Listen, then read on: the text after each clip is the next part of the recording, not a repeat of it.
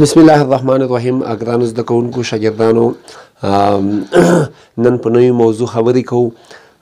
چې هغه سمپل پریزنټ ټینس د زمانو د برخو څخه سمپل پریزنټ ټینس لومړی زمانه شرح کوو او خو تر ټولو دمخه مهرباني وکړئ موږ پیج هغه د فیسبوک پیج چې کوم دا د هغه لایک کړئ یا فالو کړئ، افغانیار آنلاین انسر سنټر. دلته څو نمبر 1 موضوع د سمپل پریزنټ ټینس. کله چې موږ سمپل پریزنټ ټینس شرح کوو نو په هغه وخت کې نمبر 1 ډیفینیشن ته ضرورت ده، تعریف ته ضرورت ده. باید موږ خامخا د خالی صدا زمانه یا صدا حل زمانه موږ باید لومړی تعریف وکړو. د تعریف په اول په انګلیسي ژبه کې او وروسته بیا په پښتو کې غانې څیړنه کوو. Simple present tense خالی ساده زمانه. It shows the high in action or عمل which happens repeatedly. دا زمانه چې دو simple present خالی ساده زمانه کې دو it shows the high in action or عمل which happens کوم چې پیښیږي repeatedly په تکرار ډول سره. په تکرار ډول سره چې هر هغه عمل چې د تکرار بڼه ولري په تکرار سره پیښ شي دا د حالي صدا زمانې څخه بحث کوي. او موږ مختلف تعریفونه لرو په انګلیسي کې، ډېر تعریفونه to habit in fact regularly habitually او ورپسې داسې نور هم موږ لرو. خو په لاندې ډول یې یو چې یو عمل د تکرار to happen repeatedly چې په تکرار ډول سره پیښ شي د حالي صدا زمانه ده. خو د حالي صدا زمانه په انګلیسي کې مهم رول لري. د نورو زمانو په نسبت حالي صدا زمانه زیاته استعمالیږي، ډېره استعمالیږي. د انګلیسي بعضې ګرامر یا بعضې برخې د کوم کلام د خبرو برخې چې دي د کلام برخې چې دي فاټا سپیچ ته ویل کېږي. په هغه کې عموما کې یا موږ ورځني ژوند خبرې کوو، سپیکینګ ریډینګ، په دا کې عموما کې زیاتره وخت خالي صدا زمانه ډېره استعمالیږي. نو دې وجې نه خالي صدا زمانه مهمه ده. باید هر یو زده کوونکی په دې غور او زده کړي، یعنې په جدیت سره باید ورته متوجه شي او باید دا زمانه زده کړي. خو دغه زمانه د هر عمل سره اړیکه لري چې په مسلسل یا داسې ورځني ژوند سره یا عادتا سره فهیږي، نو دغه زمانې سره اړیکه ساتي، دغه زمانې سره اړیکه لري مستقیما. خو دغه زمانه چې کله موږ شرح کوو د روزانه عادت یا د ورځني عادت یا د ورځني عمل سره اړیکه لري. خو که چېرته ټایم ایکسپریشن د وخت کومه اصطلاح ولګېده نو په هغه وخت کې بیا کولی شو موږ په دغه زمانې سره درې وختونه یا درې ټایم ایکسپریشن په واسطه سره درې حالتونه شرح کړو. لکه موږ په حالي صدا زمانې سره کولی شو ایوریډی هابیټ روزانه اکشن یا هابیټ وښیو چې روزانه فهیږي هغه عمل چې روزانه د عمل د تکرار بڼه لري، کولی شو په هماغه فې وښیو. او بل ورپسې رایټ نو عمل د همد اوس کوم عمل په جریان کې وي همد اوس پهیږي. خو دلته یو شرط پکې ده چې د همدغه د اوس پهېدونکی عمل چې ده دا به مخکې یا وروسته هم پهیږي یا داسې تکرار بڼه به لري. او ورپسې هغه ټایم ایکسپریشن کې ښیو. یا ورپسې بل او دریم بخش راتلونکی ټینس ده، یعنې راتلونکی وخت هم په حالي صدا سره شرح کولی شو خو د ټایم ایکسپریشن په واسطه سره. کله چې موږ ټایم ایکسپریشن یا د وخت هغه کومې اصطلاحوې دي هغه موږ وکاروو د جملې په اخر کې د په واسطه سره موږ ښیلی شو کولی شو درې حالته وښیو چې هغه روزانه عادت یا عمل ده، او ورپسې هم د اوس عمل یا عادت ده، یا ورپسې راتلونکی عمل او عادت ده. اوس څو نمبر 1 موږ د زمانې سټراکچر یا جوړښت ته څو. په یوه زمانه کې سټراکچر ډېر مهم وي. باید موږ سټراکچر وپېژنو، جوړښت د یوې زمانې وپېژنو. څه رقم موږ کولی شو چې یوه زمانه جوړښت یا یو شکل یا د هغې زمانې حالت بڼه وپېژنو. څه رقم موږ کولی شو. نمبر 1 موږ لیکو تر ټولو دمخه موږ پازیټیو مثبت حالت لیکو. کله چې موږ مثبته سټراکچر لیکو یا پازیټیو حالت لیکو، په پازیټیو حالت کې نمبر 1 به سبجیکټ موجود وي. سبجیکټ او د سبجیکټ څخه وروسته به بیا فعل موجود وي چې موږ د انګلیسي کې ورب یو. خو د ورب سره باید په هغه صورت کې چې کله موږ تھرډ پرسن لیږو په سبجیکټ کې، یعنې مفرد ضمیر لیږو یا مفرد نوم لیږو یا ډروپ ان اکشن مفرد و یوازې سبجیکټ و، نو په هغه وخت کې موږ ورب ته ایس یا ایس ورکوو. نو په دغه صورت کې که ساده ورب فعل باید ایس یا ایس وخلي. په کوم صورت کې؟ په کوم وخت کې؟ په هغه وخت کې چې کله سبجیکټ مفرد و، په هغه وخت کې موږ ایس ایس ورکوو. او که چېرته د سبجیکټ جمع پلورل و نو په هغه وخت کې موږ بیا ورب سره ایس ایس نه لرو، نشو کولی چې اضافه یې کړو. او د دې څخه وروسته باید موږ چې ولګېږي، د دې څخه وروسته باید موږ کمپلیمنټ ابجیکټ ولیږو. کمپلیمنټ. اوس راځو ته نمبر 1 اگزامپل مثال په پازیټیو حالت کې لیکو. کله چې موږ اگزامپل مثال لیکو نمبر 1 کې موږ یو سابجیکټ راخلو که هغه پروناون وي او که هغه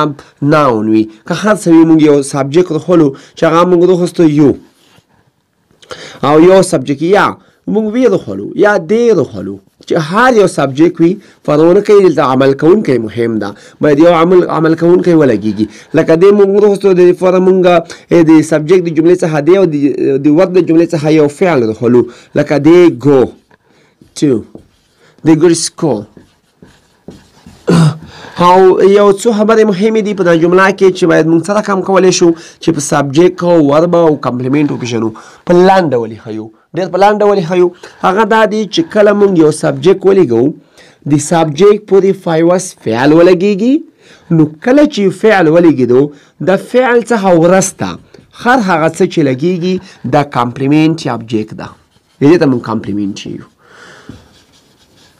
کمپلیمنټ کله چې دا خبره مهمه ده کله چې موږ سبجیکټ یا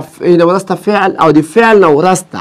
هغه هر څه چې لګېدل دا به چې وي کمپلیمنټ وي خو ګوره کمپلیمنټ چې دا د محدود حد نه لري چې موږ وایو چې یوه کلمه ده یا دوې کلمې دي یا درې کلمې دي نه محدود حد نه د معلوم دی کمپلیمنټ امکان د ولري ډېرې کلمې سره یو وتړل شي سره یو ځای شي خو مهمه خبره دا ده چې کله موږ سبجیکټ لګوو سبجیکټ مو ولګولو د سبجیکټ څخه وروسته موږ فعل ولګولو د فعل د اصلي مین ورب څخه وروسته چې هر څه لګېږي په یوه جمله کې په همدغه یوه جمله کې دا نه چې وروسته بیا موږ کارا جوړو یا بل څه جوړو کلاسز جوړو نو په وخت کې بیا بېله موضوعات دي نو که چېرته موږ په یوه جمله کې سبجیکټ ولګولو د سبجیکټ څخه وروسته مو فعل ولګولو د فعل د اصلي مین ورب څخه وروسته په د یوه جمله کې تر دې ساحې پورې دا به چې وي د پنچویشن مو چې لګوله ده نقطه مو لګولې ده تر دغې ساحې پورې به دا ټول کمپلیمنټ وي که هغه سکول ده که هغه بل څه دي که هر څه موږ دلته لګوو هغه به چې وي یا دلته موږ د ګوډ سکول فار اوی دوی ډېر لرې مکتب ته ځي یا بعضې وخت موږ کمپلیمنټ کولی شو نور هم اوږد کړو خو هېڅ سره موږ اړیکه نه لرو هغه د جملې ویونکي دپاره خپل هدف او هغه جمله چې کوم ویونکه کومه جمله وایي هغې دپاره خپل هدف یا د سی اپ ان اکشن مهم ده چې هغې ته ابجیکټ ویله کېږي دا معنی چې د فاعل څخه وروسته د فاعل څخه چې وروسته فعل ولګېږي د فعل څخه وروسته مفعول یا کمپلیمنټ چې کوم دا پوره کوونکی ده دا محدود حد نه لري او د اصلي فعل نه وروسته چې هر څه لګېدل دا به چې وي کمپلیمنټ به وي خو دا د پازیټیو حالت ده د ګوډ سکول دوی مکتب ته ځي هو دا عمل چې دا د تللو عمل دا عموما کې د تکرار بڼه لري یعنی هدف دې نه دا ده د جملې نه چې امکان د ولري دغه خلک مخکې تللي وي او اوس هم مکتب کې دي یعنی نن هم ځي یا سبو ځي دا معنا چې د عمل د تکرار بڼه لري په دې خبره کې مهمه خبره دا ده نن یو نفر دا نن مکتب ته لاړو خو سبو یې اراده لري په راتلونکي کول کې اراده لري 15 کوله بعد اراده لري عمل د تکرار بڼه لکه یو مثال یې موږ د ژا په کول کې یو ځل نیسو نو دغه د ژا د تکرار بڼه لري دا موږ په حالي صدا زمانه کې کولی شو ویو او داسې یو عمل چې وي چې هغه موږ په کول یعنی د کول په جریان کې یو ځل ترسره کوو یا موږ روزانه 15 وخته لمونځ چې 15 وخته لمونځ دا د ورځې 15 وخته لمونځ کوو نو په ورځ کې 15 وخته لمونځ د تکرار بڼه لري دا صدا زمانه ده چې هغه روزانه فهیږي روزانه واقع کېږي خو څه دا خو د پازیټیو حالت شولو خو بیا څه دا چې یوه خبره پته کېږي چې هغه سبجیکټ چې کله ورب ایس یا ایس وخلي یا سبجیکټ مفرد ولګېږي ایس کله وخلي دې قاعدې دپاره به انشاءالله په راتلونکي درس کې په دا موضوع نه غږېږو چې د ایس په کوم وخت کې غوړي او ایس په کوم حالت کې غوړي د ورب وخلي ایس خو په هغه صورت کې چې کله سبجیکټ مفرد دلته استعمال شي سبجیکټ چې مفرد وي هغه که پروناون وي او هغه که ناون وي هر څه چې وي خو چې مفرد وي په هغه وخت کې د اصلي فعل مین ول سره ایس اضافه کېږي خو دا قاعده به موږ یو ایس به خامخا دلته موجود وي خو دا چې په پازیټیو حالت کې خو دا چې ایس خولي که ایس خولي د موضوع نه به وروسته د قاعده به یو خپلې قاعدې دي په همغه قاعدونو به خبرې کوو او دغه حالت به پکې جوړوو لکه اوس موږ یو مثال په مفرد ضمیر کې لیکو لکه هی موږ لیکو هی ګو مو ولیکلو ګو نو په دلته موږ سبجیکټ مفرد ده باید د سبجیکټ مفرد استعمال سره ورب ایس یا ایس وخلي نو دلته ایس وخلي دا ځان ته یوه قاعده ده نو هی ګوز ټو سکول هغه مکتب ته ځي. معنا کې هېڅ فرق نه ځي، معنا کې فرق نشته. خو دومره خبره دوی اضافي خبره دا ده چې کله مونږ هی اوس مفرد ولېږولو نو فعل ورسته ورب ایس یا ایس، هر یو فعل چې دلته مونږ لېږو، هر یو عمل چې دلته مونږ لېږو هغې سره مونږ اړیکه نه لرو، مونږ د ایس ایس سره اړیکه لرو. که چېرته سبجیکټ پکې جمع شو د ایس ایس ته بیا هېڅ ضرورت نشته، دا بیا نه لګي. دا د ګرامر قواعد اصول دي، دا د ګرامر دپاره ګرامر مونږ ته دا ټاکلي دي چې داسې یو اصول قواعد په دا زمانه کې استعمال کوي. خو دویم حالت ته یې څو نیگیټیو حالت ته یې څو منفي حالت ته. منفي حالت چې کله مونږ په دا زمانه کې استعمالوو د ټولو د مخه د هغې زمانې کومکي فعلونه مهم دي چې مونږ باید د دې خالي ساده زمانې کومکي فعل وپېژنو. د دغې زمانې کومکي فعلونه چې کوم دي هغه دوه کومکي فعلونه لري. په عموماً کې یو ده ډو ده، په عموماً کې یو ده، خو دا چې په مفرد حالت د سبجیکټ کې یا د فاعل په مفرد حالت کې دغه زمانه ایس یا ایس وهلي، نو له دې وجې نه دلته ډو چې ده په مفرد ضمیر په استعمال کې د ورب سره همدغه هیلپینګ ورب سره موږ چې کوو ای ایس اضافه کوو چې هغې نه ډس جوړېږي. نو دغه ډس په استعمال سره دلته ای ایس وخوستې دي، دې نه دا ثابتېږي چې باید په دغه صورت کې د ډس سره مفرد ضمیر استعمال شي یا سینګولر حالت استعمال شي، مفرد یا سینګولر. نو په دغه صورت کې چې مفرد حالت استعمالیږي موږ ته په دا ثبوت رسیږي چې دلته ایس ایس پکې موجود دي، نو دې ته باید ضمیر هم یا سبجیکټ هم مفرد استعمال شي دسته. او ورپسې ډو ته دا چې ایس ایس نه دي خوستي باید سبجیکټ جمع استعمال شي. نو د جمع سبجیکټ په استعمال سره موږ ته معلومات په دې ثابته شوه چې کله موږ مفرد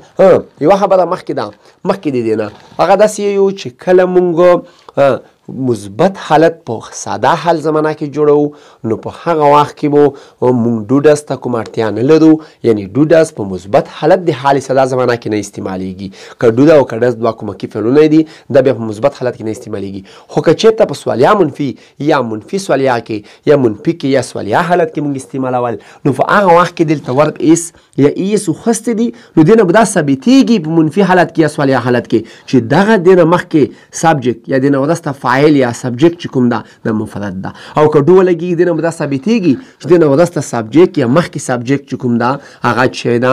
جمع ده. نو اوس دلته موږ مثال لیکو، دلته سټرکچر لیکو. منفي حالت کې یوه خبره مهمه ده، په کومه زمانه کې چې موږ منفي حالت جوړو، په کومه یوه زمانه چې وي په عموما کې د په د سټرکچر له مخې د جوړښت له مخې کله چې موږ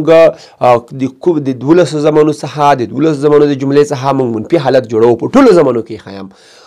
نو د سبجیکټ څخه ورسته یعنی فاعل څخه ورسته د همغې زمانې کومکي فعل په شمول د ناټ استعماله کیږي، یعنی دا باید استعمال شي په شمول د ناټ د همغې زمانې کومکي فعل، یعنی زمانه مشخص شوی نه ده، 12 زمانې دي. کله چې موږ منفي حالت جوړو په منفي حالت کې باید د سبجیکټ څخه یا د فاعل څخه ورسته د همغې زمانې کومکي فعل استعمال شي، خو په شمول د ناټ دا په 12 زمانو کې سمون خوري، په 12 زمانو کې به دا منفي حالت سمون خوري. او که چېرته موږ سوالیه حالت جوړو په سوالیه حالت کې به بیا د سبجیکټ څخه مخکې د همغې زمانې کومکي فعل استعمالیږي، د سبجیکټ څخه مخکې یعنی فاعل څخه مخکې د جملې په سر کې به د همغې زمانې کومکي فعل استعمالیږي، دا موږ ته سوالیه حالت په لوستلو کوي. نو دا په عموما په ټولو زمانو کې سمون خوري. او مثبت حالت د هر یوې زمانې چې دا بېله شرحه کېږي، بېله ډولونه لري، خو که منفي او په سوالیه حالتونو کې موږ داسې ووایو چې کله موږ منفي حالت جوړو د سبجیکټ څخه ورسته د همغې زمانې کومکي فعل یا هیلپینګ ورب په شمول د ناټ منفي حالت موږ ته په لوستلو کوي. او که سوالیه جوړو د سبجیکټ څخه مخکې د همغې زمانې کومکي فعل په شمول د چا ناټ نه ویلې چې هلته د سبجیکټ څخه مخکې چې کله کومکي فعل ولګېږي په خالص په سوالیه حالت کې موږ نشو کولی چې ناټ اضافه کړو، همیشه ناټ به په منفي حالت کې اضافه کېږي، ناټ به همیشه د منفي حالت سره اړیکه لري. نو په شمول د کومکي فعل په یوازې ډول نه، نو یوازې ډول چې کله موږ ناټ استعمالو دا به انفارمل شکل وي، نو کومکي فعل سره به هماغه ناټ موجود وي په منفي حالت کې. کومکي فعل بعد وړه پکې شرط دي، که چېرته ناټ وي که چېرته ناټ وي نو